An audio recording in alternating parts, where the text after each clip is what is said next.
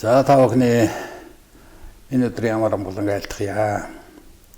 Шинжлэх ухаан таны мэдхүүн судлагдсан нэвтрүүлгийн шинэ дугаар эхлэхэд бэлэн боллоо. Манай энэ өдрийн нэвтрүүлгийн зочноор Чадравлын Лодо Домсангийн удирдсан үеийн дарга Монгол улсын онц өгөөд бүрэн эрхэд элчин сайд гадаад харилцааны яамны Ахмадын дүүлийн дарга Лодо Домбын галуудрах оролцож байна. Бидний урилгыг хүлээж авч ирсэн танд талархаж. За. Баянда. Юуны өмнө энэ сайхан нэвтрүүлэгтээ урьж оролцуулж байгаа та бүхэндээ баярлалаа. Тэгээд ажлын амжилт хүсье өрөө. Өнөөдөр сайхан зуны хорворотой сайхан өдөр байна. Тэгээд телевизээр үзэж байгаа хүмүүстээ бас сайхныг өрөө дөө. За дуучлал тавлаг сайхан нөгөө. Сайхан сонсч байна. Сайхан. Энэ жил чинь хор орлоо нэлээ ихтэй. Сайхан байж тээ. Сайхан зун болох шинжтэй л. Энэ миний аавыг хөрөг юм. Оо за. Бүр ингээд барьсаар байгаад ингээд нямбын хонгор тогтцсон. Миний аавыг хөрөг байна. Тэгээд ер нь хөөрөг чинь чулуу хүний энерги дамжуулдаг гэж байгаа шүү дээ. Аавыг өөрөөр мэдлснээ учир болвол би өөрөө чинь одоо аавын тухай өөрөөс нь хүүгээс нь асуух юмнууд нэлээд байна. Унагаал бодрох болвол алдар зохиолч, төрийн хошоо шагналт, төр нийгмийн зүтгэлтэн Чадравлын Лодо Домбын төрсэн хүүн байгаа юм. Тийм учраас өнөөдрийн битгэрийн ярих сэдв болвол луу ахын тухай байж таарах нь аавын тухай хүүгийн одоо дурсан яриа өнөөдөр яригдана гэж ингэж бодож байна. Тэгээд сая өөрөө чинь танилцуулахад тэр Лодо Домсангийн тухай сая яригдлаа тийм ээ. Тэгээд сангийн үйл ажиллагаа маань хэр явж байна вэ? Яг одоо хийж байгаа ажил юу байгаа бол гүйцэтгэх захиргалаараа хэн ажиллаж байна вэ? Танилцуулж ярьж өгөхгүй юу? Манай сан байгуулагдаад нэг 6 жилийн болж байна үйл ажиллагаа явуулаад. Тэгээд энэ хугацаанд бас нийгмийн чиглэлтэй үйл ажиллагаа явуулж ирсэн. Алтай Говьтай аймагт одоо мод тариалах, мянган мод тариалах үйл ажиллагаанд оролцлоо. Говьтай аймгийн бас Сумдад сургуулийн хүүхдүүдийн боловсон нойл барьж байгуулах. Тэгээ Алтай хотын төвд аавын нэрмжид номын санд уншлагын танхим нээх. Тэгээд энэ Magic Box гэдэг нэг төсөл яваад байгаа шүү дээ. Тэр чиглэлээр Улаанбаатар хотод бас Баян зүрх Чингэлтэй дүүрэг Говьтай аймагт бас төвд Сумдад зарим нэгэн Сумдад одоо тийм төслөө хэрэгжүүлж байгаа. Манай гүйцэтгэх захирлаа миний төрсөн эгчийн охин инх насан гэж ажилладаг. Манай инх насан чинь идэвхтэй нийгмийн идэвхтэй хүмүүс гэж байдаг шүү дээ. Тэгэртэй тийм юм байна. Тэгэхээр энэ сангийн үйл ажиллагаа идэвхтэй явж байгаа инх насан гол үүрэг гүйцэтгэж байгаа гэдгийг би бас мэд хүмүүсийн нэг юм л да. Тэгвэл тэр сангийн үйл ажиллагаанд нэг том чиглэл болвол одоо энэ Лодо Домб зохиолчийн намтар судлалыг судлах, намтар төдийгүй уран бүтээлийн судалгаа юмнууд нэлээд гол үүрэгтэй байгаад байгаа юм тийм ээ. Өнөөдрийн нэвтрүүлгийн гол зорилго бол намтартай холбоотой хүмүүсийн ойлголтын зөрүү бас нийгмүүд болгочихмоор юмнууд харагдаад байдیں۔ Жишээлбэл тэр үед төрсэн улсууд ялгаа байхгүй л да нарийн бүртгэл байхгүй байсан болохоор зүгээр жилээр нь явж хэдэн мөр жилтэй вага жилтэйгээр явдаг болохоос биш яг тэдэн сарын тэдэн төрсэн гэж онооход жоохон хэцүү байгаа. Тэгээ юмыг харж байхад мэдээж 1917 онд төрсэн тодорхой байдаг. Гэхдээ зарим зүйл дээр 16 он гэж бас бичээд байх юм аа. Тэгэхээр аль нь одоо яг үний юм бол. За өөрийнхөө гараараа бичсэн намтар гэдэг. Тэгээ нөгөө 3 үеийн намтар гэж дээр үдч бичдэг байлаа шүү дээ. Одоо ч гэсэн маруу бичиж байгаа бах. Тэр албанд ороход тэр өөрийнхөө гараар бичсэн намтар дээр 1917 оны 8 сарын 20 гэж. Яг гоо тэр 8 сарын 20 гэдэг бол мэдээч баримжаалсан тоо шүү дээ тийм ээ.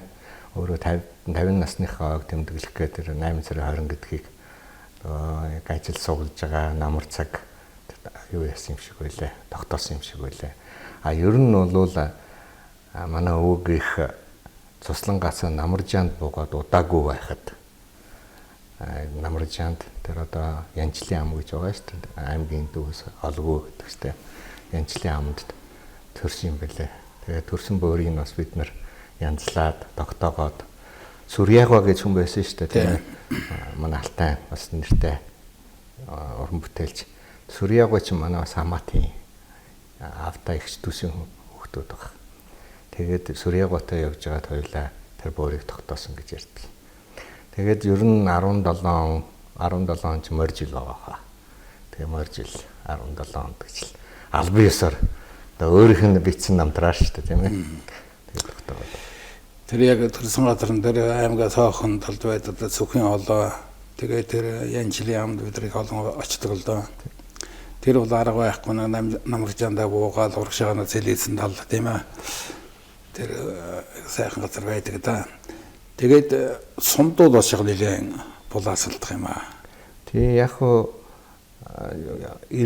Засагдхан аймгийн гол хошуу Эрдэнэ бишрэлт Засагдханы хошуу гэж байсан тийм ээ.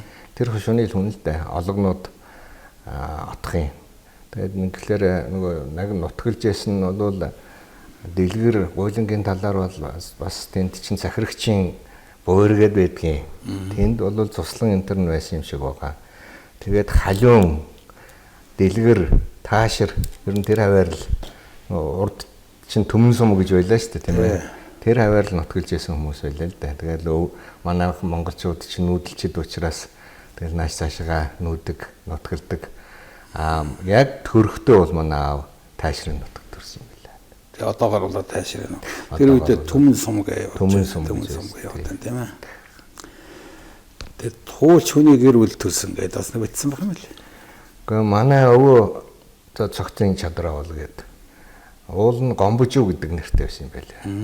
Тэгээд нөгөө Засагдхан Содон Марвдан нас бараад өчир битүүлэг хүрээнд явж байгаад өчир битүүлэг нас барсан гэж ярьдаг штэ. Тэгээд дүүн гомбожуу гэдэг хүн Засагдхан болохоор нөгөө нэрэн мэжилхэн болохоор нэрийн солиод гомбожууг болиулаад чадраа бол гэдэг нэр өгсөн юм байна. Тэгэхээр л яг архив энтерт бол цогтын гомбожуу гэж тэгээд хүн амын тооллого дээр гарч ирээд байдаг. Тэр овгийн одоо олгонууд гэлээ тийм ээ. Олгонууд. Тэр чинь нэр нь ямар юугаар холбогддог вэ? Аав талаас ээ, ээж талаас ээ. Гэхдээ ерөөсөө л аав талаас л да. Чадраа бол одоо ээж нь бол манай аавын ээж бол Цэцэн хаан аймгийн одоогийн юуны Хинтээ аймгийн Бэндэр сумд орчим төрсэн хүн байгаа. Зүүн аймгийн хүн л дээ. Лувсан гомбын Цэрэн Дэжид гэдэг хүн байсан. Тэр энэ баруун зүүн хоёр аймгийн хүн тэр үедээ яаж өвчирч байсан бол ямар тохиолдол болж байсан бэ? Ер нь манай тэр Лувсан гомб гэж манай одоо эмэг ихийн аав нь бол их уран дархан хүн байсан юм гэнлээ. Тэгээд яг амьдралын ирэхээр хүрээнд орж ирсэн. Олон хүүхэдтэй 9 хүүхэдтэй айл байсан гэж. Тэгээд дунд хоёр охин нь Тамба Цэрэн Дэжид гэж. Тэгээд Тамбаг нь бол бас нэлээд баян сойвонд богтлоод өгцөн.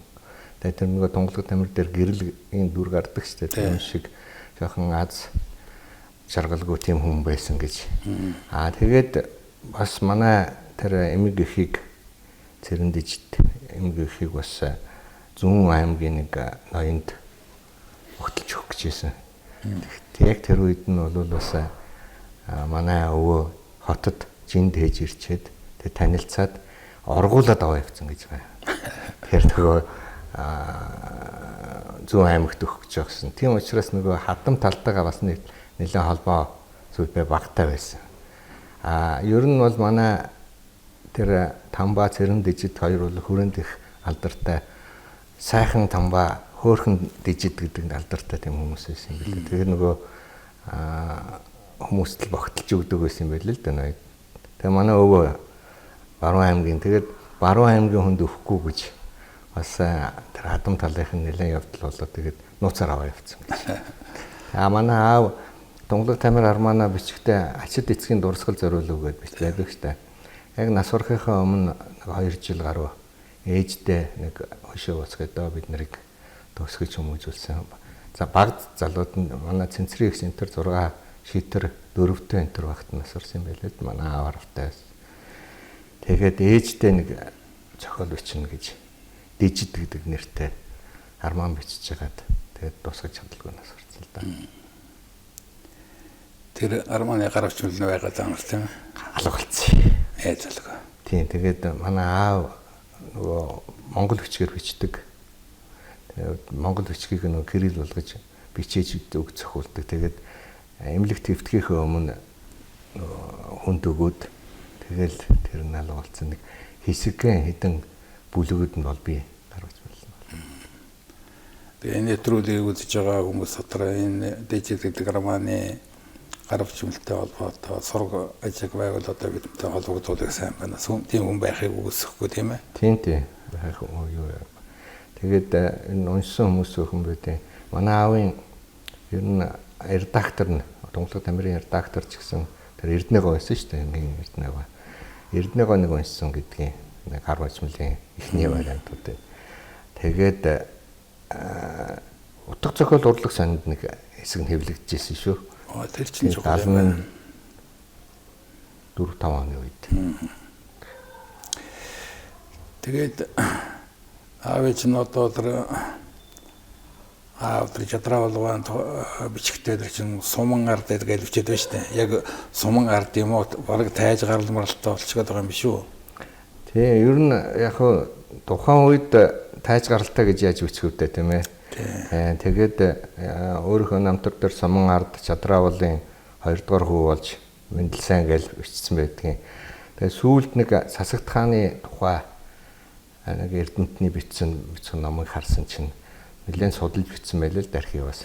Чадраал тэгээ гомбож үгээд уртлынхын нэрээр нь тайж гаралтай гэж бичсэн байлээ л да.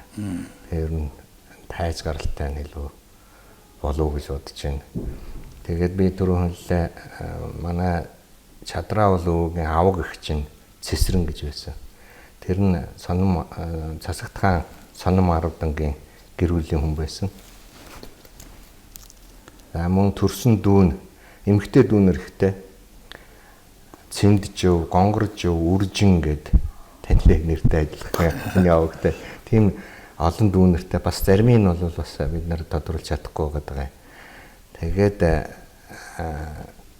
тэр гонгоржөв гэдэг нь цэцэн сартуул хошууны ноён жалтсан гомб цэдэн гэдэг хүний гэрүүл байсан. Тэр хүн бол 40 хэдэн он хүртэл амьдэрсэн юм байна лээ. Тэгээ 2 хүүтэй байсан. Нэг хүн хэлмэгдлийн үед нөгөө алт ургих гээд том хүн хэлмэгдсэн. Баг хүн бол баг болчир байсан учраас ам гарсан. Тэгээ тэр хүн нь бол энэ олон жилээ энэ амгаланд гэрүүлтэйг амьдарч исэн мишиг гэж хүн байсан.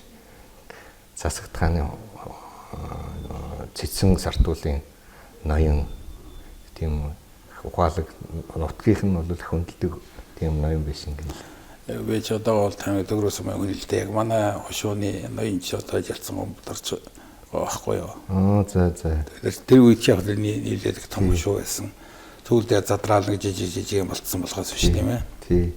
Тэр ноёны хатан манай яг чадраал өвгийн дараачийн дүүн гонгорж өгч гого гэж юу авгаалдаг байсан юм байна лээ. Манай авга ихч цэнцэрэн гээд олон жил багшийн их сургуульд багшлсантай хэлүүлдэг цогцолын багш байсан. Таны багш байсан гэж та сая ярьжсэн тийм. Тэр хүний миний ах чадраалын лодо дам гэдэг ном байт юм бэсэргэн жоохон тэрэн дээр их тодорхой бичсэн байгаа. Тэгээ цэнцэрэн багш чинь би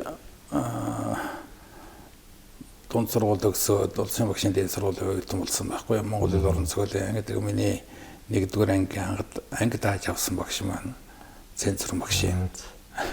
Тэгээд гадаадын орон зохиолын хичээл зааж байлаа. Үнэхээр гайхамшигтай. Би тэгээ бодоод тийм аа лодод муугатай бас цэнцэрэн багшаар дамжиж өөр 10-20 настай байхдаа холбогдож байсан байгаа. Тэгээ сургууль төгсөөд өсөн багшийн дэд сургууль өгсөн шинжлэх ухааны академийн хэл сургуулийн хүрээлэнд хөрөлтөд оцсон тэнд баяр сайхан байж байгаа байхгүй. Баяр сүрэн ах тийм. Баяр сүрэнчүүд цэнцэрэн багшийн хүүн. Тийм баг хүүн. Баг хүүн. Тийм гоо. Тэшээ бүр яг нэг өрөөнд зэрэгэлдээ өрөөнд нэг хүрээлэнд. Тийм тэр цэнцрэгч маань их даруухан тийм намтай эрдэмнүүдтэй сайхан хүн байсан.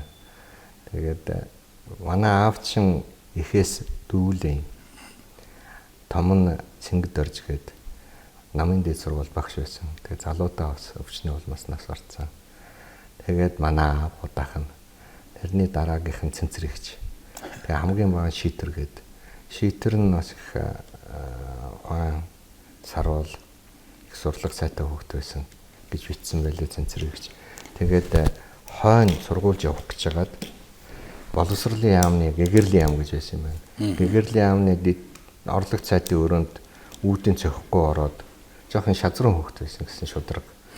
Тэгээд загнуулахлаар нь жоохон атгацсан юм да. Гэсэн чи хөдөө багшаар томилдсон. Тэгээд Хөвсгөл аймгийн 10 болог суманд 16 17 настай байхдаа очиж багшилж хагаад нас барсан. Тэгээд тэрүүнийг сонсоод манай чадраа бол 2 өдөр цайж уухгүй хоолж идэхгүй гэрийн хан хараал хөвтцэн. Тэгээ босоод ирсэн чинь үс сахлан цал буурал болсон гэж. Тэгж ярьдیں۔ Хамгийн баг хүн байсан шийдвэр гэдэг.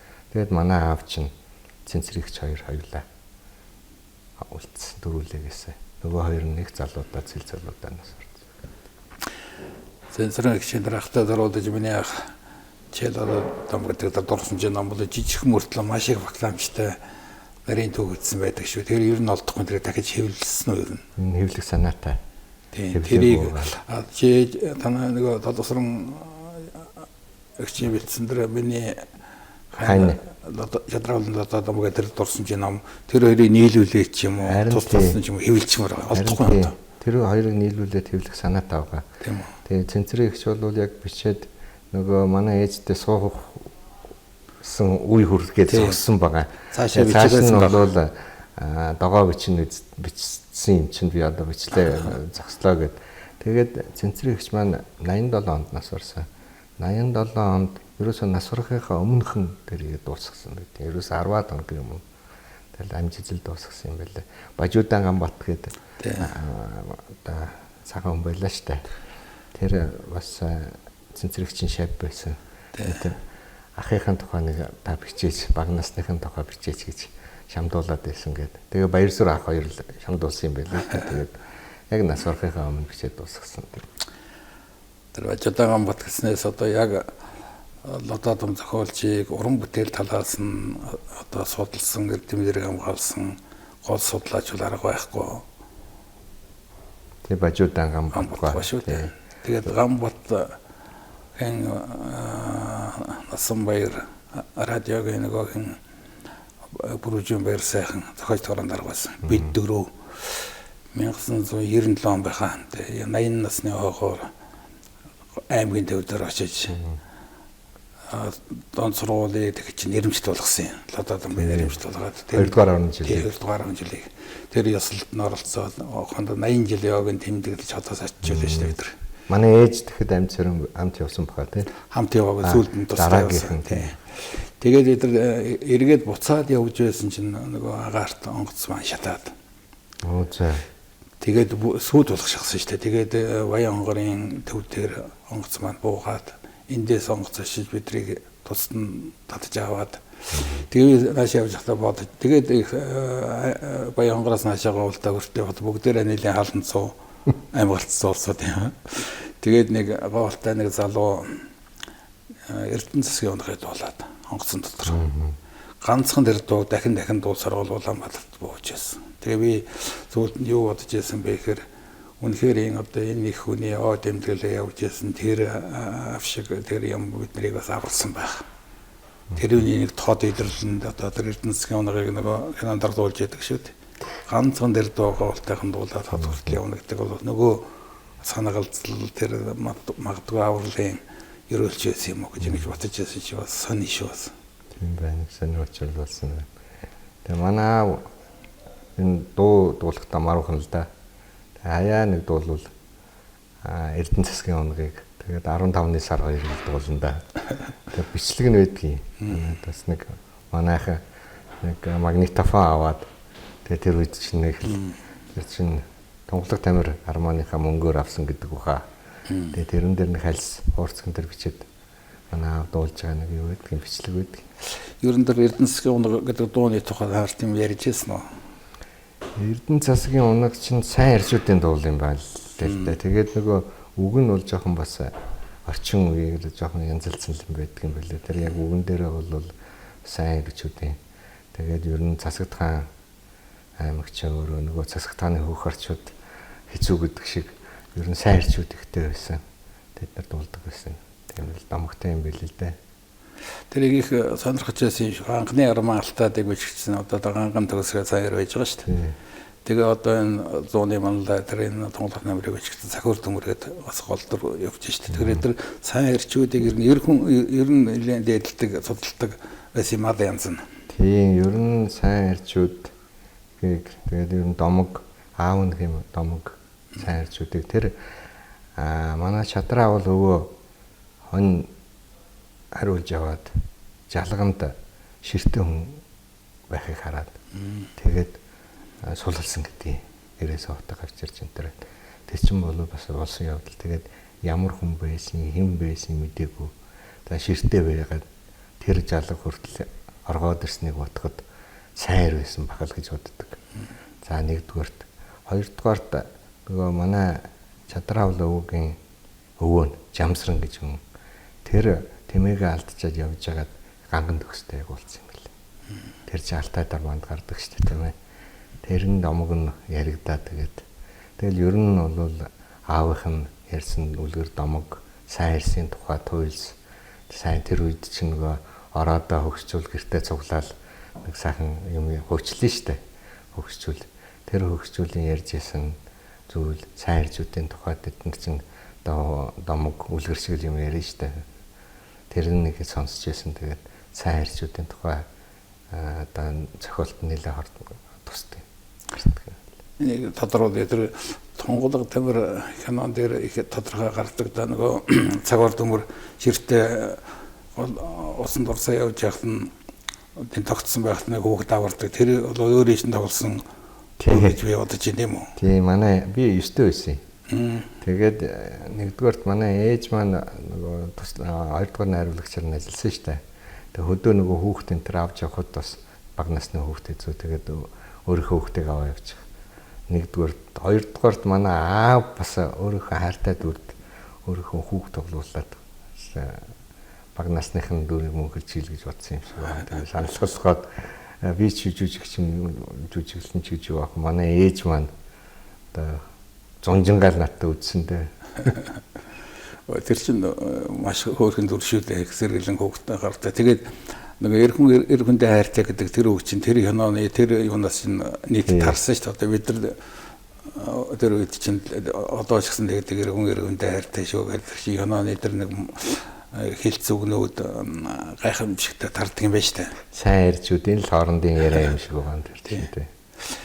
Ер нь лододом зохиолчийн зохиол энэ гайхамшигтай зүйлүүд бол их олон үг одоо бүр амьдралын хэвшил, амьдралын ухаарлуудад зүүр зэтсэн үг шиг фризм болоо ингээд харцсан байдаг нэг нь сая энэ дээр хүнтэй хайрцаа. Тэгээд Засагт хааны их харцуул хэцүү шүүж гэдэг юм уу? Сайхан хайр гэж байдаг. Олвол алдаж болохгүй гэдэг юм уу тийм. Эдгээр бол гайхамшигтай юм а тийм ээ. Дандаа амьдралаас үүдсэн, амьдралаас олж авсан ухаарлууд юм байна шүү дээ тийм ээ. Ер нь бол уран бүтээлд нөлөөлсөн хүмүүс бол аав нь хөгжний үлгэр домог ярьдаг. Ер нь номтой хүн байсан байлаа бичиг үсгтэй. Тэгээд тэр гонгорж өвгөө бид түр хөллөө штэ. Цэцэн сартуулын ноёны авал хэргийн байсан. Тэр хүн бол их бас мань жилтэй. Үлгэр ном туйлсыг сайн мэддэг. Боловсралтай хүн байсан. Тэр гонгорж ов одоо үлгэр туйлс эртний түүх их ярьдаг байсан гэж манай цэнцэрэгчийн ном дээр байна л. Тэр их нөлөөлсөн гэж. Тэр бас хэлмэгдэлд бас тодорхой хэмжээгээр өртөгдөж л байсан юм байна л да. Тийм ээ. Хуграаг ноён дуруу бичдэг чинь бол зүгээр тохиолдол байгаагүй юм шиг байна шүү. Тэгээ чадраа бол өвөө бас нэг хэд хоног суугаад авсан гэдэг юм байлаа. Тэгтээ бол удаагүй өнчин олон хүүхдүүдтэй гээд тэгээд гарч ирсэн их актер өдрийн албалд хашиж байгаагүй болохоор тийм ээ гайгүй тэгээд гарсан баг. Ер нь тэгэл 37 он гэдэг чинь манай аав хортой байсан гэдэг чинь хэлмэгдлийн үеийг бол сайн мэднэ л дээ. Тэгээд хэлмэгдлийн үе. Ер нь утгаасаа яагаад наашаа гарсан юм? Ер нь утгаасаа гардаг шалтгаан нь нэгдүгээр тэр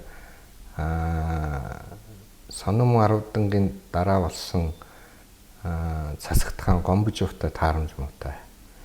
Нэгдүгээр асуудал нь. Хоёрдугаарт тэр Дамбижа гэж тийм жалам тэр үе чинь нөгөө хоёр тэмээтэй Бадарчин гэж явахдаа манай өвгөөс морь худалдаж авсан юм байлаа. Тэгээд мөнгөний төлөхгүйгээр морийг аваад цуцчихгүй. Тэгэхээр манай өвөө араас нь нэхэж очиод за гол нь нөгөө халуун хошуутай одоо мал хиймэр морийг одоо ингээд 8 буцсан эрхний жудаг гаргасангүйгээд хээр талд очиод орноос год татж байгаагаа ташуурчир морь аваа явуулсан юм байна. Тэгээд нөгөө Дамбижа Баруун аймагт хүчтэй болоод эхлэлээр Цасагт хаантай нийлээд Гомбожуутай нийлээд хийхаад тэгээд ер нь Говьалтай аймаг тэр Эрдэнэ бишрэл Цасагт хааны хошуулуу үрж ирэхлээр Чадраа болыг бариад ирдэг. Тэгэхээр манай өвөө чинь цухтагаад уул руу гарчдаг байсан гэж. Тэгээ сүүлдээ бүр ерөөсөн гэрүүлийн аюулгүй байдал ч гэсэн тэгээд өөрийнх нь амь насанд нь аюул учраад тэгээ нэг шөнөл эмэн жугаа гэрээ уулгаалт гээл нүцэн гэж ярьдаг юм л. Манай тэгээд дөрөвтэй байсан гэдэг байна. Тэгэхээр сурахгүй тэнд байвал тэгэл тий Дамбижаач хүч авч ирсэн үе тийм ээ. Тий ер нь хэцүү байсан гэж. Чадраа болыг бариад ир гэдэг байсан гэсэн. Манай эмээ ярьж байсан хон хариулаа явж байсан чинь Дамбижаагийн зэргүүд ирээд Дамбижаагийн 5 хоньны барай гэж болдог байсан юм байна. Ерөөсө 5 хон хоньлоо явуулдаг. Илүүж авдаг тусууч авдаг. Татвар авч байгаа юм шиг ерөөсө үгээлэх юм байхгүй. Тэгээд тэр үедээ бол нэлээд ноёрхол тогтоож ирсэн. Бас нэлээд хэрцгийдэг байсан хүн байх шүү. Тий. Тэгээ манай хамаг мал хөрөнгөө бараг ихэнхийн нутагтаа орхиод явцсан. Тэгэхээр нутгийн хөгжүүл бас ярддаг байсан шүү дээ. Энэ одоо энэ хавийн таашир дэлгэрээ тэр хавийн халуун тавийн гол мал чинь бас Чадраа уулын үлдээсэн мал шүү гэдэг. Манай Чадраа уулын тэмээн л 10,000 хүрдэг байсан гэсэн. Их байх шүү дээ. Тий, тэмээн л төм үрдэг байсан гэж ярьдаг юм байна. Тэгэхээр нэлээд л олон малтай. Тэгэхээр ер нь бол наашгаа хөрөөлөгөө бол Эрдэнэ шиг ганц тэрэгтэй биш л дээ нэлээд юутай явсан баг. Тэгээд нутгаасаа явчаад Арханга Тамирын юу аваар нутгалж ясны хэсэг. Тэгээ нөгөө Донголог Тамир Арман чин тэрүүгээр гардаг Эрдэнэ. Тэгээ хөрөө орж ирсэн. Овсгалын дараа хөрөө орж ирсэн. Бидний 80 жилийн тэмдэглэл явж байхдаа Бачуудаан батахал уулзалт хийгээл ингээ явах гол нь ярина л да. Тэгэхээр хоёр юмыг ихт онцлно. Нэгдүгээр Чадраа уулын лодоо дом бол сонгодог зохиолч юм а гэж. Монголын дэд ер нь сонгодог зохиолч. За хоёрдугаарт энд байгаа энэ зохиолд нь байгаа энэ баатрууд бүгдээрээ одоо бидний садан төрөл шиг одоо ч гэсэн та нарын дунд сууж байна. Амьд байна. Яагаад гэвэл тэнд их авсан юм та нараас авсан. Тэгээд уран сайхны дүр болгосон. Тэр нь уран сайхны дүрээр одоо ихтгэл эдэргээр амьд хүн шиг найз нөхд шиг ингээд хоногшоод үлдсэн байдаг гэл ингэж ярьдаг гэсэн. Арга байхгүй одоо сая ингээд ярианаа сонсож байгаа чинь Донголог Тамир Арманы үйл явдал бол ороод ирж штэ. Захир дүүр наашаа явж байгаа Тамирын голд нутгалж байгаа гэдэг чинь ерөөсөө бодит амьдралаас үүдсэн гэдэг. Сайн зохиол гэдэг бол амьдралын тусгал тэрийг уран сайхнжуулсан хэлбэрлэл юм байна штэ тийм ээ. Тэгээд яг тэр нутагт тухайн үед салхин сандаг гэж сайр байсан гэлээ. Тэгээд манай нутгийн бас хүмүүс тэр захиур төмөрийг салхин сандагыг бас дүрээс ургуулan бичсэн гэж ярьдаг юм байлээ л дээ. Олон дүрийг нийлүүлээл яаж гол дүр их дүр гэж байгаа л да. Би тэгээд сая яраны сайхан тодорхой ойлчлаа. Би тэгээд бодож ирсэн байхгүй. Ер нь тэр удам өгшил дотор нь тийм сайрчуд байсан юм болов уу яасан юм бол. За удамд нь бол яг сайрчуд бол байгаагүй хаа. Тэгээ аавынх нь ганц ах нь бол юу хин Максэр гэж хүн. Тэр бол номтой лам хүн байсан гэсэн. Өөрөө хэд шавлын суудаг, нарван чи хэд сууж байгаа дараад нь андан хэд төрж ирсэн. Сайхан номтой даруухан тийм хүн байсан гэд ном хилцэж яхад нь очижсэн гэд манай цэнцэрэгчийн номон дээр байгаа. Тэр хүнээс ус нөгөө анги рижингийн дүрийг гаргасан юм шиг байгаа. Ганц ахтай байсан. Манай чадраа бол өвөө чинь 2 эгчтэй, 1 ахтай. Тэгээ 5 эмэгтэй дүүд. 8 улаа.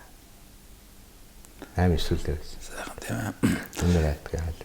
Тэгээд дунд сургуульд байхдаа одоогийн Төв аймгийн Эрдэнэсумд баг сургуульд ороод дараад нь Өдрөшөө дунд сургуульд орсон байж тээ. Тэр яаж яваад Эрдэнэд очиж Эрдэнэсумд. Ер нь бол Тамирын хүндэд нэг хэсэг нутгалж байгаа. Тэгээ хувьсгалын дараахан хүрээнд орж ирээд тэгээд гачуур тавиар нутгалж ирсэн юм билээ.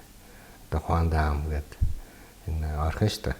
Тэнд нутгалж байгаад тэгээд манай аав чинь бас 27-оос 31 он хүртэл гандан хэдэд шавлын сууж ирсэн. Нөгөө айлын 3 эрэгтэйгийн дундах юм болохоор нөгөө лам болгочихгүй юу. Тэгээд ламын тэр эрдэнэтэй шашны эрдэнэт их маруухан байсан гэж ярьдаг. Дургу тэрэндээ. Зуны амралтаар ирчихэд нэг шоголтой ном барьж ирчээ тэргээ чэйжлэх гэж та бөө юм болдог. Тэгээд болоод аав нь ер нь энэ ламын югаар явахад хэрэггүй юм байна гэж мэдэрсэн баг тухайн үеийн хувьсгалын тэмээ югаар. Тэгээд хүүгээ болиулаад тэгээд Эрдэнэсумын баг сургуульд оруулсан. Тэгсэн чи харин тэнцэнэ сурлаг сайтай сураад эхэлсэн нөгөө ном сурдгүү гандан доктор ном сурдгүү хөгт чинь. Тэгээ Эрдэнэсумд сурж байгаа Эрдэнэсумын баг сургуульд сурж байгаад дараад нь Улаанбаатар хотод үлгэр жишээ дунд сургуульд суралцаа нэлээд нас явцсан баг та. Тэр үед л манай ээжтэй танилцаж захиа өгж ирсэн гэж байна шүү дээ. Үлгэр жишээ дунд сургуульд би нэг архивыг үзчихсэн чинь нөгөө дээд уцрал доорон даргаалсан Сэрэтэр гэдэг хүн байсан шүү дээ. Тэр хүн чинь байна 10 дугаар төгсөхдөө 20 билүү 22 таа шилүү. Тэгээд Монгол Ардын намын гишүүн бол төгсөж байгаа шүү дээ 10 дугаар төгсөж байгаа. Тэгэхээр чи тэр үед бол жоохон 12 доор хэдтэй сурч байсан шиг байна тийм ээ. Тий. Гэхдээ ер нь 13 4-тэй л сургуульд ордог гэсэн юм шиг байна. Тэгээд манай аавын нэг зураг байдаг юм аа. Үлгэр жишээ дунд сургууль сурж байхдаа тэн зурган дээрээс харж байхдаа нөгөө актимч биш нацагд орж байгаа нэг ангид байсан юм байлаа. Оо за түүхийн. Тийм түүхийн. Тэгээд манай цэнцэрэгчийн номон дээр байгаа нэг удаа орж ирэл агаан гэдэг байсан юм байлаа. Агаан одоо үлгэр жишээ дунд сургуулийн үлээ өрөө гэж мэн орсон. Өнөөдөр баас үлээн гэл. Тэгэхээр нөгөө хүүхэд ойлгохгүй юм баас үлээн гэдэг юм бол агаагаа очиж үзээрэй гэв. Тэгээ очисон чинь нэг том бүрээ ингээд хүзүүнтэй орооцсон бүлээгээ явж исэн. Хоёр дүүн харж чад манай агаа чинь хөгжимчин боллоо гэж баярлж исэн гэж бичсэн байлээ л дээ. Тэр зураг нь байгаа. Би тэр нэг соёлт намтыг үүсгэн байгуулсан анхны ахлагч нэг Наранбаатар шүү дээ. Наранбаатартай би бас нэлээд уулзаж ярьж яхад лото домбоо ярьж исэн. Их тэнгэрийн яамд нэг авч тоглуулсан юм шүү дээ. Дөрөв ядах чинь. Тэгээд нөгөө цохорхоо гэдэг англи нэг хамт тэгээд хамаар үзсэн нөө тийм бол чадах уу гэж асууж байсан. Тэгээд тэндээс эхэлсэн юм шүү гэж. Тэгэж хэлж илээ шүү. Тий тэгээд Герман руу хөгжим захиалсан байсан. Тэгээд өөрөө яг тэр яг хамтлагийг бол санаагийн сэдэд үүсгэн байгуулах юугийн сэдэд хөгжим энэ төр юм захиалсан байж байгаа. Тэгээд амжаагүй нас орсон л та. Гэхдээ соёл эрдэнэхийн ярдий. Та нар тэр бидл шиг хамтлаг болооч гэж. Тэгээд тэр бол эхлэл тавигдсан гэх тэр нэг дараад нь хөгжмийн тэгээд сосор онгой сайд байсан шүү дээ соёлын яамны. Манай бас нөгөө тэмдэглэлийн дэвтэрт хийх ажлуудаа төлөвлөсөн. Тэн дээр бичээд үлдээсэн байсан гэж. Тэгээд лотодон бичсэн байна. Үүнийг гүйцэтгүүлээ гэж сасрамга өөрөө бүр биечлэн хөөцөлцөн гэж ярьдгийг. Тэгээд нөгөө манай гомбын зол жаргалын нэг Лада Дамба Битлс гэдэг нэг бяцхан кино хийсэн шүү дээ. Тэрэн дээр тодорхой байна. Тэгээд Лада Дамбаг олон хүмүүсийг дурсаж ярьдаг юм аа. Тэр олон хүний амьдралыг чиглүүлж, ялангуяа урлагийнхныг бол авиацийг их олж харж байх мэргэжлэр нь сургасан тухайг ярьдгийн штэ. Эрдэнэ болгонгой ярьж байгааг сонсч л байсан. Зэрэг найруулагч ер нь олон одоо манай энэ топ гэж хэлж болох одоо энэ соёлын нуруунд дараа тэгээд яваад ирсэн ихэнх нь Лада Дамбаг гэдэг. Тэгэхээр их хүн юм давгүй байна.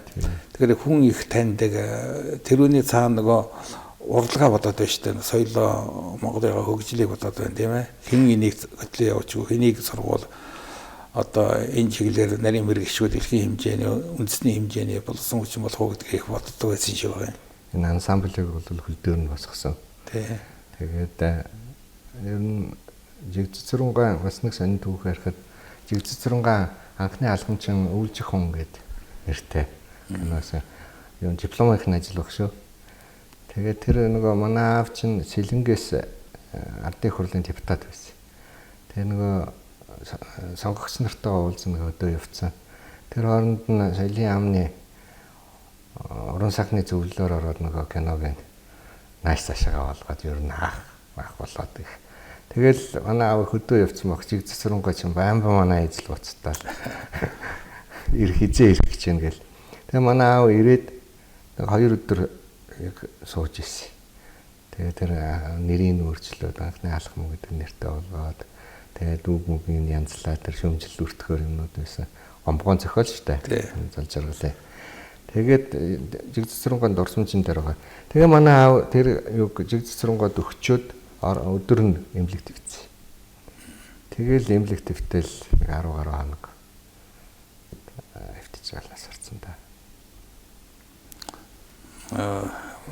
Тийм би муухтал одоо уран бүтээлийн төлөө залуучуудыг дэмжихийн төлөө явж штэ. Тэгээд нөгөө хөдөөнөөс ирэхдээ машинаасаа гарч чадахгүй. Юу яц босоо. Тэгээд ардкулит гэж онцлоод амнаас хол ардкулит гэдэг. Сүүлдээ толгоогоо хөдлөж чадгаа болоод. Тэгээд оншин додроогүй штэ. Задлан хийгээд ер нь оншин додроогүй. Уул нь бийж спортоор хичээлдэг. 1943 44 оны Монголын урт өндрийн харьяалтын улсын авар болж байсан. Тэгээд трамплинаас үсэрнэ. Ер нь тийм спортоор хичээлсэн бич хэрэглэдэ. Ер нь тэгээд 50 үрж исэн юм чинь 50 дөнгөж гарч исэн юм чинь. 53 таад өстэй. Яг хин настаа 52. Тэгээд тийм эрүүлж хэрэг ер нь өвчин гэж ер нь аавыг өвдлөө гэж яхих хаяа нэг анад манад төрөл баахан юм давхарлаж уучаал яваад гайг. Ер нь өвдөж гэн гэж үзээгүй. Тэгээд нэг тэр 69 оны 100 2 дугаар эмнэлэг шүдэ авахулсан. Тэгээ ирээд нэг айхтар халуурсан. Маш өндөр халуур. Халууны шил хийхлээр цагарчаад байсан шүү дээ. Халууны шил. Тэгээд нэг эмнэлэг твцсэн. Тэгээд удаачгүй дээ. 3 хоног хөвчл ажиллахтай гээд гараад ирсэн. Тэгээд дараад нь тэр өвөл хөвтгтээ за нэг хэд хоног хөвтчихэд яг би энэ нуруу өвдөж өрөөс болохгүй нарддаг лээд. Хэд хоног хөвтчихэд хойно уран бүтээлийн оролттой юмсан. Тэгээд тэр шигээ явна гэдэг. Энэ Монголын нэг Аз Африкийн юм санааны нэгдлийн хорон дарга байсан. Бас хурал энэ төр дэх явна л да.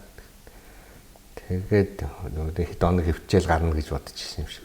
Сүүлдээ нь толгоогоо хөдлөж чадгаа болсон. Тэгээд би хамгийн сүүлд нас барахаас нь 3-4 хоногийн өмнө ээжийг дахиад эмнэлэг дээр хийсэн. Тэгэхэд бол ерөнхийдөө ядруухан л байсан л та. Надад хэлжээсэй. Манай аав нас барахаа өмнө 2 зүйл цагсан юм аа. Чийч балчир байна ихтэй би хэлий. Нэвтэ шазгаа богоордын шүү. Цууж явсан Барсаас цуглаж суудсан шаазгаа дээр гэж үг өгдөө. Энийг санаж аваарай. Нэгдүгээрт, хоёрдугаарт 100 наслахгүй биеэ хатурлаж зон олондоо битгий нэрээ бузарлаарай гэж энэ хоёрыг хэлээ. Чөчөжлээд авчаарай, том болооч ойлгоно гэж хэлжсэн. Тэгээд удаагүй л дээ 2 3 оноод л нас орсон. Хамгийн сүүлд болцсон тэр. Яхтар үгүй байна. Том гэрээсэл байж таач. Сая тэр оншин додроогүй гэдгээс би нэг хүний яриа санаад ороод ирлээ. Нэг хүн надад ингэж ярьсан урлагийн хүн л дээ. Нөгөө Чехийн эдэн уран бүтээлчдийн ярамгийн тэр нэг авалт болоод нас орсон. Тэрийг лододон буга бүр нутагт нь авчиж өгсөн юм уу да. Хамт явсан юм байна. Тэгэхэд дэшээ явах гэж байхад бол лоо дарга гэж байгаа. Лоо даргын зүссэрээ ийхөөр болцсон. Тэгээд цовны цагаан цовны дотоод харван ингэж ширч байсан. Тэр сүнсийн аваа явцсан байхаа гэж. Тий, ер нь яг ярьжсэн шүү. Өнөөгийн одоо шашны ном энерги гэнтрээр ярих юм бол магадгүй тийм ээ. Манай аав чинь их айхтар шашин шүлдээд байхгүй. Тийм мохор шүшиг гэнтэр бол байхгүй. Яг лам аргагүй байсан мөртлөө. Ер нь зоримог шүү дээ. Юмнаас нэг хайж мэргээд байхгүй юутай. Гэхдээ бол өөрөө тэр жихлуу явчаад ирээд хөвгөө байсан шүү гэж манай ээжиж ярьж байсан юм лээ. Тэр чинь 68 онд яг нөгөө Прагад бослог гарцсан байсан. Зөвлөлтийн Варшавын орнуудын танк орцсон. Тэгээд тэнд чи их хэцүү байсан үе. Тэгээд Чехийн хамгийн нэртэй хамтлагийн гол хүмүүсийн шарлыг нь ачаад өчнө гэдэг чинь бол хэвгүй шүү дээ тийм ээ. Яг тэр үед нь тэр Карл Дубла гэдэг хамтлаг байсан. Хятад тоглох гэж явахдаа Монголд буугаад орон тоглох гэж байсан юм билээ л дээ. Тэгээд манай аав тэгэхэд амарч ирсэн. Бид нар энэ шадуулангийн цусланд амарч ирсэн. Амралтаа ээлжийнхээ амралтаа байсан. Тэгээд дуудагдаал. Авч явсан. Нөгөө Монголын ИЛ-14, Ачааны ИЛ-14 гэдэг онгоцоор Праг хүртэл ниссэн. Онгоцныхны экипажийн дарга нь Чавасингийн нэргүүгөө байсан. Тэгээд хэвгүй юм бэлээ. Сүүлдээ нөгөө ИЛ-14 чинь удаан ниссэн штэ. Тэгээд 6 хүн нас орсон гэсэн тэр хамтлагийн гол хүмүүс нь нас орсон юм бэл. Тэгээд нөгөө Ачааных нь хэсэг рүү орохлоор үнэр танаар гарцсан. Тэгэл их хэцүү. Тэгэл цахилгаан аянгад ороод тэгээд тийшээ нисэж байгаагүй ИЛ-14 гэдэг чи их хол зам штэ тийм ээ. Бид нар сайн нисгэгч нартай явлаа. Тэгтээ ер нь буусан чи хэвгүй байлаа. Онгоцны буудлын дээр нь бахан танк орцсон, буутай хүмүүс гэрүүлийнх нь уйлдсан хөтөн. Тэгээд ер нь барагтай юмнаас би цэрвдэггүй хэвгүүрхлээ шүү л гэж ярьж ирсэн гэсэн. Тэгээд тэр үед нөгөө нийгэм өөр болцсон, бас шашингүй үзэл дэлгэрсэн тэр үед тэгээд лам хараагуугаар яваагүй байхдаа бодвол тэр үед ирсэн хонооч юм. Тэр ганжуур гэдэг тэр лам байж тэр хүрээнд сууж явахд багш нь байсан гэдэг ганжуур гэдэг. Тэр хүнтэй сүултээс холбоотой байсан болов ямар байсан. Мэдхгүй тэр нэг л сайн мэдхгүй юм байна. Харин тэр Максар гэдэг тэр манай өвөгийн ах байсан хүн. Тэр бол бас их номтой анги байсан хүн гэж ярьд юм. Уган заслал ном тэр үед хийж байсан бол яаж вэ? Тэр үед чинь тэр байгаагүй бах уу. Тийм дээ. Тийм тэгээд тэр үед чинь гандан хийдээр очиж засал хийлгэх нь итгэхэл тэрүүгээр очиод ном уншуулсан хүмүүс чинь ном бүртгэлтэй. Тэгээ нөх хөгжүүлээ явуулдаг энэ төр байсан биз дээ. Тэгээд тэгэхээр тийм болохгүй. Манай харин нөгөө манай аавын нагц ээжийнх нь дүү гиндэнд болом гэж юм байсан. Тэр их шүтлэгтэй 7 буудалд байсан. Би тэдний дэх байдаг очиж нөгөө цэцэрлэг энэ төрхийн дундуур тэр гинэн болом хичээл бол бас ном хүнд үзүүлсэн юм байлээ. Тэгэхэд бол бас хойд газар сүнсэн зайлжээ гэж хэлсэн гэж Яриа байдгийн шүү. Тийм. Гэхдээ тэр чинь зүгээр дамлын яриа шүү дээ. Тэгээ бас бодоход бас сонирхол юм байна. Сонирхол юм байна. Тэгээ одоо зохиолчийн анхны мэргэжил бол төмөр замаас эхэлсэн юм аа да тийм ээ, төмөр замын мэргэжил. Тийм. Үлгэр жишээ дунд сургуулаа төгсчээд Ирхүү хотод нөгөө Арфак гэдэг рабочий факультет гэдэг тэнд очиж сурж агаад тэгээд нарийн төмөр замын машинист мэргэжлэр төгсч ирээд. Тэгээ Улаанбаатар налахын хооронд нүүрсөдөг гэсэн байна. Тэгээ гэртээ орж ирэх ажилдаараа гэртээ орж ирэхлээр бүх хувцс нь нүүрс болсон. Нүдэн ялзаал орж ирдэг гэсэн гэж ярьдаг юм билээ. Тэгээд дараад нь төмөр замын техникумд багш хийгээд олон жил багшилсан баха. Тэгээ радио холбоонд орлог дарга. Тэгээд их сургуулийн түүхэн ангийг төгсөөд Монгол Ордны Хувьсгалт намын үзэл сурдлын хэлцэд тэр нөгөө тасгийн дарга энэ хийжсэн. Тэгэл яасан яг ажлын гараа нь бол төмөр замын машинистаас. Тэр зохиол үеэр нь яагаад орсон юм бол зохиолын? Зохиолыг нь бол ер нь дуртай байсан баг л да. Тэгээ аавынхаа нөлөө энэ төр байсан баг. Тэгээ угийн бичих дуртай байсан баг. Хамгийн анхныхын зохиол Малгайтай чам. Тэр бас аавынхны ярьсан яриа байдаг юм шиг байгаа. Нилээн 30 гарчаад зохиол бичиж эхэлсэн хүн шүү дээ. Тэгээ бас энэ зохиолч нь бас удам намждаг юм шиг байна. Миний том охин одоо зохиолч болсон. 6 кино хийсэн байна. Одоо тэгээд Amazon гэдэг нэг юу гэдэг штэ. Тэрэн дээр одоо 8 цуврал гаргацсан байна. Охиныхоо тухай жоохон дэлгэрүүлээд нэр устдаа яриад та. Тий, буян дэлгэргээд юунд уулын банкын чиглэлээр юу Далласт төгсөе. Тэгээд тэнцэнд ер нь багасаа ер нь сургуульд ороод бичиг үсэг тайлагдал эхэлсэн хинч зааж заагаагүй багтал бичиг юу шүлэг бичдэг, жижигхэн өгүүлэг бичдэг өөрөө. Тэг өөртөө бичнэ. Тэр үнийгээ нэг нуучин. Тэр үнийг олж уншихлаар хөөхөн биччихдэг. Тийм хөвгт байсан. Тэгээд юунд сурж байхдаа Америкт сурж байхдаа бас нэг шүлгийн тэмцээн энэ төр дороод оюутнуудын дунд бас байр эзэлж байсан юм байлээ. Тэгээ өөрөө одоо бол англи хэл дээр тэр юунуудаа зөвгнөл зохиолууд бич цувруулаа бичиж Amazon дээр хийвдгийн. Зохиол кино бол нэг 6 кино хийсэн. Өнөөдөр гээд Боцаагүй амлалт гээд Өвлийн төөж гээд тэднэр нь бол бас хөөрхөн үзэгчд үзсэн одоо нэг Юнишин интерт байгаад байдаг юм аа. Нөхөр нь кино найруулагч. Тэр хоёр чи хоёулаа нийлээд бас өөр юм хийгээд. Тэгээ удам дамждаг нь бас үнэлтэй тэгээд цааш хөргөжлөө явна. Нэр нь өөрөө зохиол бичсэн. Үгүй бичиг. Санаа байсан ч тэгээд тэр чинь бол ер нь нэг алгасад төрдийн гэлээ ш та би ясч чинь. Би бол яг нэг альбом бичигтэйгээ зурлцаар байгаа тэгэл тэтгэвртэй гарлаа дөө. Өөрөө бол одоо гадаад харилцаад мэргэжлийн чиглэлийн хүн байна тийм ээ. Уул нь мэргэжил олон улсын эдийн засаг чинь. Тэгээ Москвагийн олон улсын харилцаа эдийн сургуульд эдийн засгийн чиглэлээр төгссөн. Тэгэл 40 гаруй жил ажиллаад тэгээ өнгөрсөн 21 онд төрөөс тэтгэвртэй гарсан да. Тэгээд хонд бөгөөд бүрэн эрх элчин сайд дипломат султаа. Хэдэн онд хүртлээ?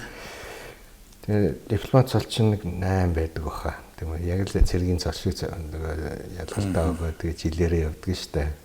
Би 10 онд онц бөгөөд бүрэн эрх элчин гэдэг цол авсан юм. Тэгээд 18 онд онц бөгөөд бүрэн эрх элчин сайд гэдэг цол. Энүүний дээр цол бий юу? Баггүй. Ерөнхийлөгчийн өгдөг цолонтой. Зөв. Өөр 60-аад оны үед засгийн газрын юмд цэргийн одоо маршалтай дүүцүүлсэн тийм засгийн газрын журам байт юм билээ. Одоо бол яг дислэгч генералын хэмжээнд рангийн үздэгтэй. Ерөнхийлөгчийн өгдөг цол болохоор. Лододон буан тэр ясын бугар төр төмөр гэдэг жүжиг дээр одоо бас нэг элчин юу гардаг лээ тэр гадаад харилцаатай холбоотой нэг дүр орж ирдэг штэ хүлээж авах гол нэг чинь сууд болол тийм ээ явагдсан нэг жижигхэн жүжиг байдгийн тэр бол бараг л одоо миний хүү ирээдүйд тэр мэдхгүй гэж бодсон юм шиг ингэж санагдахаар тэгж байдаг штэ тэр яг хөө тэгээд нэг ерөөлөөр тэгээд тохиосон юм байлгүй ер нь бол манай аав нөгөө Монголын Аз Африкийн эв санааны нэгдлийн Монголын хорон дарга байсан. Тэгээд нөгөө гадаад харилцааны яамныхантай их хуралд явдаг. Тэгээд тэр үед Цэрэн Цодлогоо гэдэг манай аавтай бас нэлээд ойрхон байсан. Гадаад харилцааны дипломат, мундаг дипломат хүн байсан. Тэр өөр хангаа хүн л дээ. Тэр нутагтаа очисон чинь гадаадын элчин сайд ирэх гэж юм гэсэн цоо бэлтгэл хийсэн цоо дардсан байсан гэд манай аав тийм ярьсан юм шиг байгаа. Тэгээ тэр Ясанбор төр төмбөргийн тэр хүүн хүрээд ирдэг штэ. Гадаад элчин биш тэр чинь. Тэгээд тэр нь цоодлог гэдэг нэртэй. Тэгэхээр тэр яриа бол үнэн бах гэж боддtiin. Тэгээд тэр чинь жоохон шок штэ. Ер нь тухайн үеийн хүмүүсийн арын шин тийм ээ юм идэхгүй байж бидэн гэрж байгаа. Тэр гадны хөрхөн тэгээ зарим нь тэнд долдгонж байгаа, тал засч байгаа гэж ихтэй яг ерөөсө хүний характер бол их тод гардаг шүү дээ. Жижиг байгаа, шүүмжлэлтэй ихтэй. Тэр үний би тэр жүжигэн дээр санааг би хожим магадгүй зүгээр хүү маань ч юм уу хин нэг нь бас нэг юм гадаад харилцаа Монгол улсаа төлөөлсөн юм болоосаа гэсэн тийм санаа байсан ч яаж магадгүй гэж боддог. Тэгээ өөрөө чинь юу лээ Солонгос элчин байсан, Лаос элчин байсан тийм ээ. Онцгойдор. Тэр үеийн зөнд орсон ч юу. Ер нь тийм 1991 онд би гадаад харилцааны юм олон талт гэдэг нэгдсэн үндэсний байгууллага олон улсын байгууллагыг хариуцсан нэгжийн дарга хийжсэн. Тэгээд 93 оноос 97 онд одоо Монголын анхны ерөнхийлөгчийн гадаад бодлогын зөвлөхөр ажилласан залуу хүн байсан дөө 30 гараад. Тэгээ 97 онд би Солонгост бүгд найрамдах Солонгос улсад Сеулд элчин сайдаар дамжуулагдсан. Тэгээ очиход одоо монголчуудын нөгөө жинхэнэ л эд нүүдлүүлж сүйлдэ. Намайг очиход 50000 монгол байсан. Намайг буцаад ирэхэд 4 жил ажиллаж буцаад ирэхэд 30000 болсон байсан. Тэгэл олон хүн байгаа газар чинь иргэний асуудал их гарна. Тэгээ харилцаа нэлээ өргөн болж байсан үе. Яг тэр үед чинь нөгөө Азийн хямрал болоод бас Солонгост маань эдийн засгийн санхүүгийн хямрал нүүрлсэн. Нэлээ хүндхэн үе таарсан л да. Тэгээ хоёр орны харилцаа тэр үед бол маш өргөн дэлгэр болсон. Одоо хүмүүнлэгийн харилцаанаас гадна анх удаа Солонгосын гадаад иргэн сайд Монголд ажиллаа. Ерөнхийлөгч нь гэмдэж өнгөж дагуу инх тайвны зүтгэлтэн хүн байсан шүү дээ. Ардчилсан үйлчлэлтэй тэр хүн Монголд анх удаа ажиллаа. Тэгээ ер нь харилцаа бол их өргөн дэлгэр болсон. Тухайн үед бол харилцаа эдийн засгийн салбарт ч гэсэн худалдаа эдийн засгийн салбарт ч гэсэн хөрөнгө оруулалтын салбарт ч гэсэн нэлээд өргөцсөн. Тийм. Одоо нэлээд хоёр орны харилцааны хувьд бол нэлээд чухал үе байсан. Энэ үед бас нэг улсаа төлөөлөөд тэр улсад ажиллах одоо завшаан тохиолдсон нь бол надад бас хувь заяаны бас нэг сайхан одоо хариуцлага үүрэг хөв тохиол юм даа л гэж бодож байна. Дараад нь одоо сая Тэрдгүрт гарахаа өмнө зүүн өмнөд Азад бүгд найрамд гардсан 5 сард улсад тэгээ Камбожийн хамт улсад хавсарн суугаад элчин сайдаар. Тэгээ нөгөө 4 жил манайх чинь тамилттай байдаг штэ. Яг ирдэг жил ковид гараад тэгээд 6 жил халуун газар байчаа төр өдөрсөн. Яг Лаос, Камбож энэ төр бол Асианы гишүүн болсноос хойш маш дөрвөн хөгжиж байна. Маш дөрвөн хөгжиж байна. Ер нь Лаосууд бол Монголд илэгтэй. Надад бол солонгосууд бас ажиллаж байсан солонгосууд Монголд илэгтэй. Тэгээд дандаа нэг тийм сайхан газар таардаг азтай юм уу да. Тэгээд тэр бүхэнд одоо хоёр орны найрамдламтын ажиллагааг бас тодорхой төвшөнд шатахуулаад тэгээд олон том ард түмний хоорондын хүмүүсийн хоорондын харилцааг дэмжиж ингээ явна гэдэг бол их том зүйл байхаа гэж ингэж бодож байна. Би нэг бас зүйлийг тодруулж асуумаар ээжийнхээ тухай яриач одоо Жимдийн долоосрон гэдэг Монгол улсын ардын жүжигчин гайхамшигтай. Монголын саран ээж анхны саран ээж нийгэмлэгийн анхны ерөнхийлөгч. Саран ээж өргөмжлийг анх удаа авсан. Тийм. Манай ээж маань Өвөрхангай аймгийн Бүр цум төрсөн. Тэгээд ээж нь Бүрдэх, аав нь Баян Өндөр их юуны Өвөрхангай аймгийн ээж маань нэг нөгөө гамингаас дөрвж яваад гэрн ээж нь уулан төрсөн гэдэг юм байлаа. Тэгээд холбоо хэмэх уулан төрсөн гэж өөрийнх нь намтар дээр бичсэн байдаг. Манай аавс дөрвдүү. Тэгээд манай ээж маань бүх насаараа л урлагт ажиллаа. Цогтойч киноны хулган хатнаас ихсүүлэл хамгийн сүүлд бол их хөрсийн юу урсад билүүдэр кино Ганга хаар гэдэг кинод ер нь 30 гаруй уран сайхны кино тоглосон. Улсын драмын театрт төртэй гарцаа төртөл ачиж жүжиг тоглодог. Шин жүжиг гарахлаар даралт нэгтцсэн байсан ч гэсэн явна. Тэгээд очиж үзчихэд ирэхлээр сэрэгцэн ирнэ шүү. Тэр чинь хүний бас нэг сэтгэлийн тэнхээ гэж байдаг юм шиг байгаа. Манай ааваас хойш бол бас бид нарыг хаста гарыг ганцханд хөлөг дөрөнд өргөх гэж л гадаа гарч гэрт орж юм болж бид нарыг нуруундаа өөрчлөлс гэсэн дөө би ааваасаа 10 та онч хацарсан. Манай ээж л намайг бас өгсөн. Тэр Ганга гэдэг кино ч өвөр Монголд хамтрах хийгээд нөгөө алдар дуучин тэнгэр ээж тоглоод.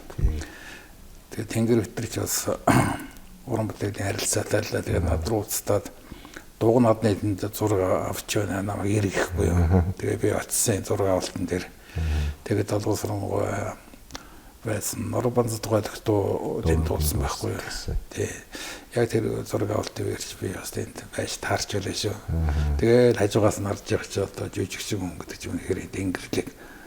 Тэр чинь одоо нэлээд настай болсон айлын тэр чинь зүгээр яг юунд орохоор зүгээр ингээд залуу хүн шиг сэп гэж усаад ирж байгаа шүү дээ. Ер нь бол тэгэл жүжигэндээ тоглохгүй явхлаараа бол тэгэл яаж өнөөдөр 2 цаг гаруй тоглолтын болдоо гэж удаал даралтын тэр зүрх жоох юм да. Тэгэхэд чинь зүгээр болж шүү. Дайзан дээрээ бол гараал тэгэл марчдаг юм байлгүй. Би тэр чинь миний алтан тайз гээд тэр драмынхаа театрт миний хамт олон миний алтан тайз гээд ер нь тэндээ их шишгэлдэг, биширдэг. Хамт олондоо их хайртай. Би нэгдүгээр 10 жил сурч байсан. Манай эгчнэр маань надаас нэлээд бас оюутан энтер болсон. Би 10 жилд багтаа сургууль тараал драмын театр руу тавиад очин л тоо. Драмын театр дээр манай ээжтэй чи одоо энэ Ичин хорлоогоо, Цэвэн жууга, Ханцрангоо нэг өрөө цаана. Тухайн үеийн л яста алтан үеийнхэн л байсан да. Тэгээд эднэрийн дунд л өслөөдөө багт. Хамгийн одоо гайхамшигтай дүр бол хулан хатны дүр. Тэр хулан хатны дүрийг бүтээх тухайгаа өөрөө бичсэн байдаг. Тэрийг нэг жоохон тодруулаад хэлж өгөөч. Тэгээ хулан Эренчингой өөрөө сонгосон гэсэн хулан хатанд. Тэгээд 25 таа байсан. Хулан хатныхаа дүрийг. Тэгээ өөр цогтойч киноныхан гэдэг нэг бас бисэг жоохон дурсамж ном бичсэн. Тэрийг хэвлүүлсэн л дээ. Тэрэн дээрээ бүр цогтойч кинонд одоо оролцсон бүхэл хүмүүсийг үлдээлгүүлж бичсэн билээ. Жижиг баг дүргүү оролцсон техник ажилтан энэ бүгдийг нь оруулаад бичсэн. Тэгээд цогтойч кинонд тоглож байхдаа л манай автаа яг сууж ийсэн үеийн л юм байлээ л дээ. Тийм. Лажуу гэрэлсэн манай авсан сургууль соёл гэж явж байгаа дээрээд. Тэгээ сургуульд байхдаа цахиа өгсөн гэж байгаа. Тэгээ сүүлд нь Ленин клубын нэг бүжгэн дээр дахид дайралдаал тэгэл юу яагаад нэг өдөр юундаа ирсэн зуныхаа амрал дээр Өвөрхангайд амарчаад ирээд гэртээ үйжсэн чинь чадраа лөө орж ирэл. За одоо чи манайх руу юмнаа гэд морин дээрх дээрэл хувц сунартай нь аваад явсан гэж ярьдаг шүү дээ. Энэ жилийн хуралдаар үлээд драмын театрт хурлуулаад энэ дээр лусан ширууга үг хэлдэг юм аа. Тэгээд тэр гэж байгаа одоогийн хөрөнгийн биер чи тэр үеийн одоо нөгөө элдэ учраа театр. Элдв Ужирганы театрт ингэж баригдаж ирсэн юм байна л да, дутуу баригдсан. Тэгээд тэнд хоёр талаас лоо догоо хэрэг жуулцдаг байсан. Бидний нээлтэлдэг гэдэг байсан чинь хоёр бурхан, урлагийн хоёр бурхад уулзж ирсэн юм байна л шүү дээ гэж. Тэгээд давсан ширангаа гэрүүлчин долгорсон гэдэг баг. Тэгээд найзууд л да. Баастгаа бол зохиолч. Баастгаа бол яг манай аав манай ээж хоёрыг танилцчихсэн үеийг тодорхой ярьдаг. Тэгээд үндэс нь бол үлгэрч дон сургуульд үндэсэнд тий манай аав чи ер нь хааш яаш тэг хувцлын үс гизгэн ч гэсэн их айхтар самнаад авахгүй. Тэгээ нэг үсээ засуулахлаар тожитл ахуулчихна. Яаж байгаа гэхээр олон хоног ахуулахгүй амар гэдэг. Тэгээ ер нь их тийм хээгүү хүн байсан шүү дээ. Гэтэ бичиг номондоо бол их зэгцтэй. Тэр зохиолоо бичсэн гар хүч мэлэнтерийг харж байхад бол бичгийн цасыг 2 хуваагаад тэг их гаргацтай их бичнэ. Тэрэндээ их өөрөө амьдрал дээр бол нэлээд бас яхан юутай хааш яаш. Тэг нэг удаа нэг юу шиг юм болдгийн. Энэ мятад билет авах гээд очисон чинь очиад билет авч л дээ өөрөө очисон юм байна л да. Тэгээд өөрийнхөө захиалсан билетийг аваад гарах гэсэн чи араас нь дарга нь тэр салбарын дарга юм байлгүй тэ гүйж гарч ирээ. Та ямар хүн лото домгон билетийг аваа явчих. Яагаад аваа явчих гээд өөрөө бариад тосоо гэж. Харахад хаашааш тийм харагдаж. Тэгээд зохиолч тэгээд сайд интервьюс их л цэмцгэр хүн явна гэж бодсон юм шиг байгаа. Тэгсэн чинь тийм биш. Хуучин цов өмссөн тэгээ нэг юм бол манай ээж тэгэл үглээч гэж жоохон гаднах дүрх та хаа шамаг одоо ингэсэн байна гэж үглээд байсан. Тэгээ тоохгүй. Би 108 дугаар ангид байхад нэг тэрүүгч нэг олон улсын галтрыг явуулдаг юм чинь. Нэг толгой явж яах юм.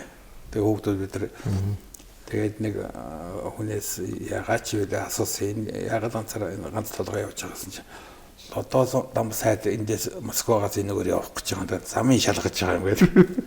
Тэр хүний юм уу хүндэтгэл юм уу одоо мэдэхгүй. Арайч тийм байгааг баг. Гэхдээ энэ өөрөө машинаас төмөр замынхан дахих холбоотой бас. Тэр чин төмөр замын техникумд багшилж байсан анхны төмөр зам чин. Айг бол шавнарч байсан. Шавнар нь баггүй. Бахархаж ярьж байсан юм уу? Тийм бол таарч байгаа юм л да.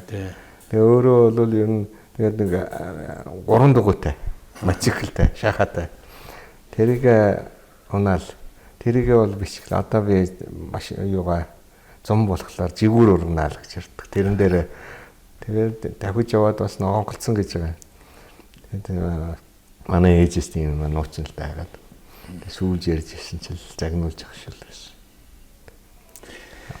За ойлаа аавын тухай сайхан ярьлаа. Ер нь одоо муугай эцэг хүний өвд ер нь ямар хүн байсан юм бэ гэж тодорхойлох хүүгийн өвд. За манай аав бол их тийм зөөлнөлтөө хүүхдүүдтэй. Тэгээ тоглоно. Ажил ихтэй. Аавыг ирэхийг хүлээнэ. Тэр чинь ястаа нэг ирүүл гэрт чинь нар гараал явчихж байгаа. Тэгэл тоглоно. Хүүхдтэй тоглоно. Манай найз нартай өөртөл тоглоно. Тэгээд хүүхдийг энэ хүнийг том баг гэхгүй цуслан дээр гараад цуслангийн хүүхдүүдтэй нийл тоглоно. Нөгөө ундаг мотоцикл дээрээ дүүрэж явна хүүхдүүдийг.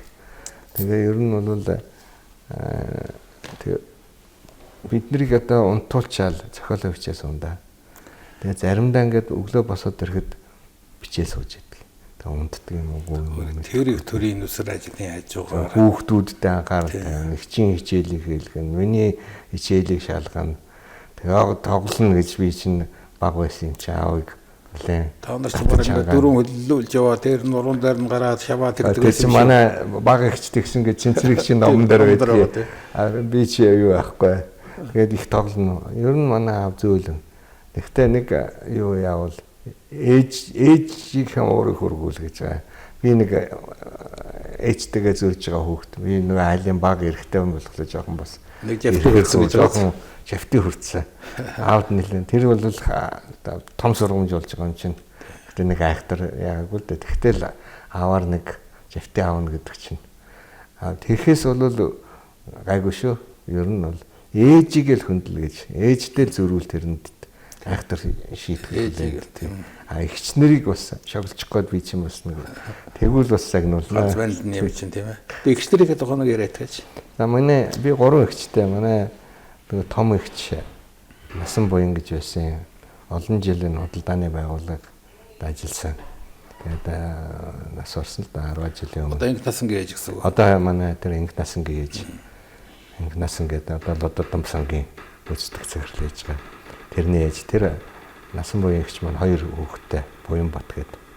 Буянбат наав хаан бас бизнес аав нас орсон юм аа. Лута гэдэг. 10дан урандаа генерал 10дан гэж байсан шүү тэдний хүү. Дараагийн эгч маань хөгжим бүжигт насаар л багш байсан. Бас гавьяад орчлонгийн сайхан хүүхнүүд тэнгэр буурал аав гэд олон сайхан дуутай тэгээд гавьяад авсан. Гавьяад дараагийн эгч маань сэтгүүлч Насан баяр гэдэг радиод их олон жил ажилласан кино үзүүрийн газар ажилласан. Тэр 2 эгч маань одоо байгаа. Хоёлаа тэтгэврт байгаа. Насбат тэр Лододом би нэрэмжит 10 жилийн дунд сургуульд балтайд тэрүүгээр зочлоод тэгээ энэ сургууль зориулаа би тэр дуу хийнэ гэж амласан юм. Одоо насаа маань ээж байгаа байх гэж бодчих. Би бол шүлгээ өгцсөн. Тэгвэл хийж байгаа охоо.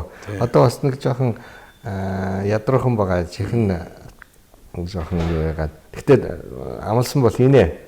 Чи хэд. Хөөрхөн хитэн дуутай. Одоо мундаг том зохиолч. За ингээд төр нийгмийн зүтгэлтэн Монголын соёлын бодлогыг тодорхойлогч Монголын зохиолчдын хөвлөлийг байгуулга болоход нь одоо голлож гардаж зохион байгуулж байсан соёлын үнэхээр том түүчээ тогроо шиг юм мэс үсгч санаачлагч шинжлэгч юм хүний тухай бид нар ярьлаа. Энэ бол бидний сайн мэддэг чадрын Лододом байлаа. Тэгээд өнөөдрийн нэвтрүүлэгт Лододом зохиолчийн төрсөн хүүн Монгол Улсын онцгой бүрэн эрхт элчин сайд төр нийгмийн зүтгэлтэн галуудар маань орж магадгүй ихэнх хүмүүсийн нэх өмнө олон сонсож байгаагүй тийм сонин сайхан дурсамж ярьсан одоо талархаж байна. Тэгээд багш маань Лододом буян алдар улам он цаг өнгөрөх тусам улам алт шиг улам тодорч ярилцаж байх ерөөлийг тавья. За их баярлалаа. Ерөөлөг болтугай. Тэгээд манай одоо ертөнцийн мөнхөөсөө үзүүлээд 5 гаруй жил болчлоо тийм ээ. Тэгсэн мөртлөө Монголын ард түмэн санаад номын арманы бичсэн зохиолуудыг уншаад ярьдагт би их баяртай хүүхдийн нөхдөг баяртай байдгийн. Тэр утгаараа өнөөдөр та бүхэн ураад танай телевизийн тэгээд ийм сайхан агуу хүнтэй аавынхаа тухай, аавынхаа содон содрын тухай, ээжийнхээ тухай халуун нотны яриа өрнүүлсэнд тэр хоёртойгоо уулзсан юм шиг сайхан боллоо. Сэтгэл сайхан онгоогоод тэгээд та ийм сайхан болцоо боломжийг олгосон та бүхэндээ баярлалаа. Тэгээд та нарт ажлын өндөр амжилтыг уран бүтээл таны одоо өндөр амжилтыг хүсээрээ. Сая хүүхдийн баяраар үндэсний цэцэрлэг түрээлэнд би зээтэйг эрүүлэхээ хүнтэй очлоо л доо. Тэгээд очих болгондоо одоо нөгөө аав ээж хэрэг хөшийн дараа цэцэг өргөдөг. Тэгсэн чинь хүмүүс бас цэцэг өргөсөн байна. Сайхан байлаа шүү. Ер нь уран бүтээл гэдэг одоо мөнгө байдаг юм байна да гэж ингэж баясангуу бодож байлаа. За үүгээр өнөөдрийн бодлоготой нэвтрүүлгийн энэ дугаар өндөрлөж байна. Дараагийн нэвтрүүлэг хүртэл түр баяртай.